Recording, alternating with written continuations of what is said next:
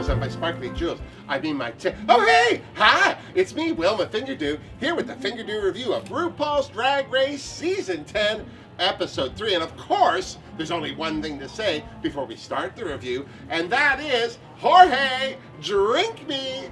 Ooh, thank you, Jorge. Is this Emily's Juicy Fruit? Okay, so we're at Wayla Bar and Lounge, 996 Queen Street East, and this week's cocktail was the Juicy Fruit.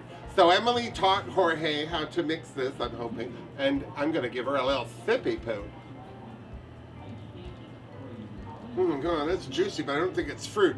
Well, the girls said bye to Calorie Kardashian Williams. And while Eureka had a little moment of reflection over her going and how much fun Calorie was, the big debate in the workroom was, of course, Wiggate, the vixen, her best drag, and she borrowed it. Well, you know, it's going to be a big uphill battle no matter who, Aquaria, it takes this up with the vixen, because the girl came to fight, and it looks like after last week's passive performance that she is starting to stir the pot by making people hate her.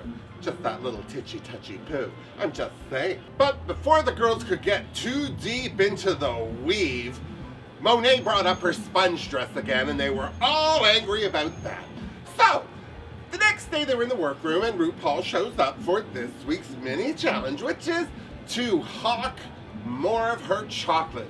Like we don't get enough of her chocolate. Hey, Emmy winner. Just saying, Ru. So the girls whip themselves up into some quick drag and let Ru direct them in the chocolate bar commercial, where they had to actually embody the bar of sweet deliciousness, which was my drag queen name in high school. So, some of the standouts. Well, I'm happy to say that Blair St. Clair obviously can dance at least a standard time step, which she also could do very, very quickly. If that's all she can do, she's a better dancer than me, because I've never been able to do a time step. Monet Exchange with her Northern Irish accent, it was hilarious. Also, Monique Hart, hilarious. She is a killer when she isn't too worried about whether she wins or loses. So it was no surprise that Blair St. Clair, Monet Exchange, and Monique Hart were the winners for this challenge, which of course made them the team captains for the main challenge, which was to create a dating app. Blair's team's app was the End of Days. They did very, very well. Blair was fine. She was fine. Was she the best in the team? No, but she wasn't the worst. I'm so serious. In fact, really, their team didn't have a worst. I thought the vixen was going to be the worst by being that placard character just standing around preaching the doom, but she actually in the edit ended up being just as vital to the whole shebang as the rest of them. So it's no surprise that they were in the top. Monique Hart's team's app was Fibster, which basically was all about, if you have to lie about yourself, then this is the app to lie it up, because nobody who's going to be dating you cares. And I have to say, I didn't care. Cameron, she wasn't as bad as I think people made her out, but I think what was the shame of it all was that Michelle and Carson, who were directing the apps, had problems directing her, and I think that colored how they looked at her finished product, because I don't think she was that bad.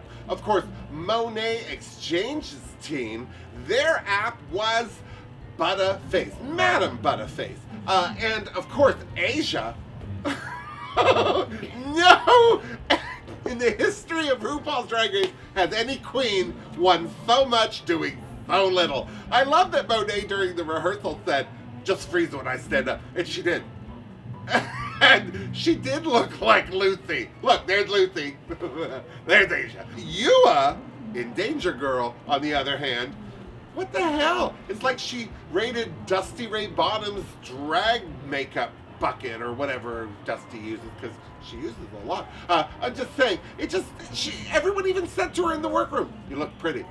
What's with the eyebrows? You gotta ugly it up." They wouldn't let her have a nose, and I think that affected her idea of ugly.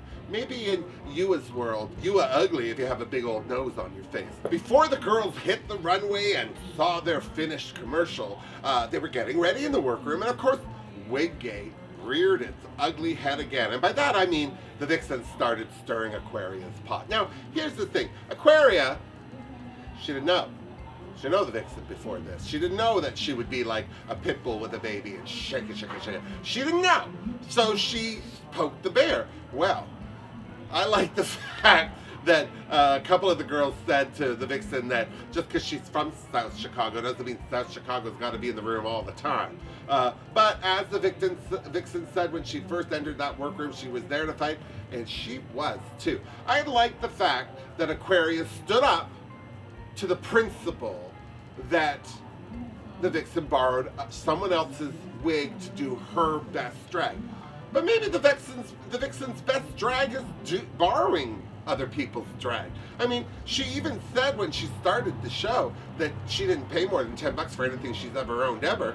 So if that's the truth, then maybe that is her best drag, borrowing other people's best drag. Who's to judge? I'm just saying. This isn't my necklace. I borrowed it. I'm just saying.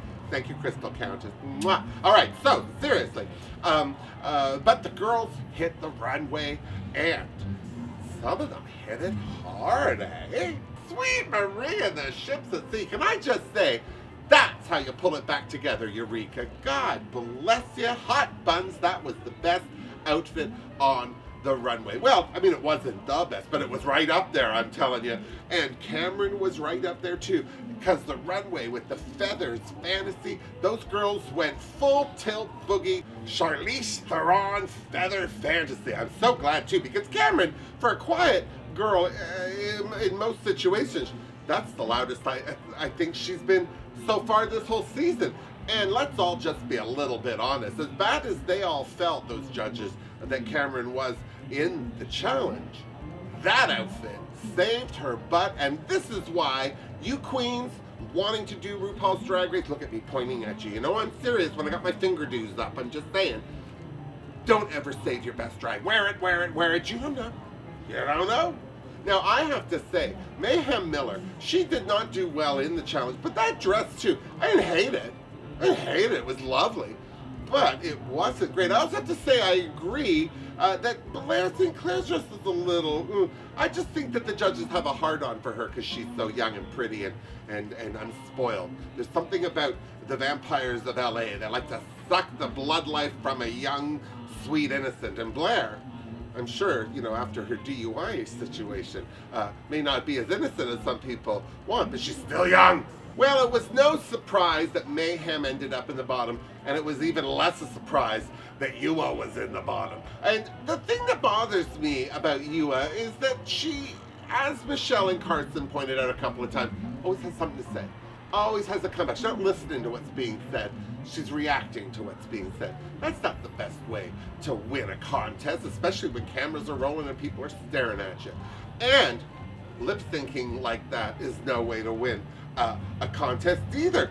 Air guitar, they don't even do it on that terrible show, Lip Sync Battles, and it is a terrible show, unless Channing Tatum's in drag, seriously. That said, it really was down to the wire for me, because neither of these girls were wowing me, and the reason I say this, as far as Mayhem Miller is concerned, is that I watched a lot of her videos, especially her brunches at the Abbey. This is an absolute performer. I was expecting a lot of her, so I'm just looking forward to Untucked, because I'm expecting to hear some backstory. She was off her game this week. She wasn't feeling it, but she also was not wanting to go home, and that's why she started ripping apart her feather dress, because if we've learned one thing from Shishi Devane, it's let it all hit the stage, or you go home.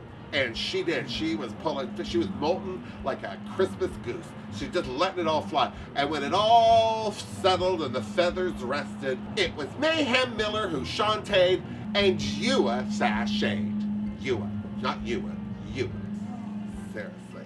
Well, there you go. 11 girls left. Who do you think's gonna be next? Well, I'm just gonna say, if Mayhem doesn't pull it together, which she might, because Eureka certainly did this week herself, she could still be in the bottom.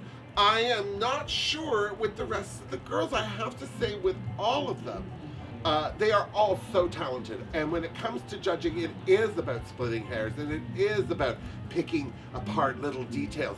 But if the Vixen doesn't focus on her game, or Aquaria lets other people like Ms. Cracker or the Vixen bother her, these two girls are going to get kicked off their pedestals. I am so serious. Well, all we can do is tune in next week for episode 4 of RuPaul's Drag Race. Don't forget to tune in here at the Fingerdoo Review for my live commercial breaks from Wilma Bar and Lounge right here, 996 Queen Street East. And then, also don't forget, it's a lot to remember. I'm not giving this stuff away. You gotta work for it. I have my Untucked review coming in 2 days. I like to give you a couple of days to digest what you've seen, mull it over, compare notes with friends, and then you can come at me as an educated and informed judger. Seriously. Till next week, miss me, and don't forget, like the video because you know you did, and subscribe because, well, what else are you going to do this week? So, there it is. Mwah!